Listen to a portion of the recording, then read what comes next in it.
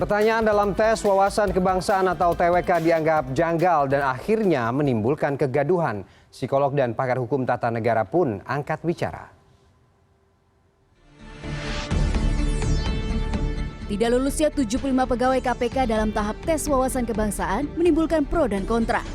Hal ini semakin meruncing tatkala satu persatu pertanyaan dalam TWK mulai dibuka oleh pegawai KPK yang mengikuti tes tersebut.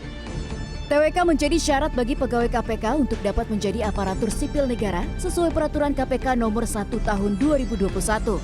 Namun, pakar hukum tata negara Universitas Andalas, Ferry Amsari menyebut, TWK tidak ada dalam perundangan KPK nomor 19 tahun 2019 sebagai rujukan baru lembaga anti rasuah ini. Sehingga TWK tidak dapat menjadi satu-satunya alasan menggugurkan status kepegawaian di KPK. Seorang kan tidak boleh juga diberlakukan sewenang-wenang menurut Undang-Undang 30 2014 oleh tindakan dan kebijakan dari pejabat tata usaha negara, dalam hal ini pimpinan KPK. Jadi antara konsep hukum administrasi sudah menyalahi, juga kemudian tidak adil bagi pegawai KPK karena tes berulang kali dan proses tesnya juga tidak sesuai dengan untuk menelaah kemampuan kapasitas apakah pegawai KPK Pancasilais atau tidak tepat seperti itu.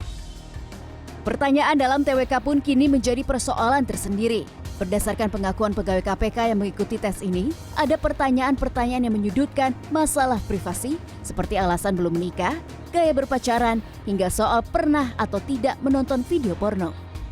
Psikolog sosial Dimas Okto Danamasi menilai pertanyaan ini tidak relevan jika dikaitkan dengan integritas, apalagi sebagai syarat bagi pegawai KPK yang tugas pokok dan fungsinya adalah pemberantasan korupsi. Dimas juga menyatakan, TWK seharusnya tidak dijadikan landasan mutlak menilai kelayakan seseorang menjadi ASN. Hasil tes wawasan kebangsaan yang ditujukan untuk petugas KPK, menurut saya tidak bisa dijadikan satu-satunya tolak ukur untuk mengetahui integritas dan sikap seseorang. Kenapa? Karena integritas itu tidak hanya dilihat dari tes, tapi juga harus dilihat dari rekam jejaknya. Karena rekam jejak itu melihatkan sejauh mana komitmen seseorang terhadap nilai-nilai yang dia miliki.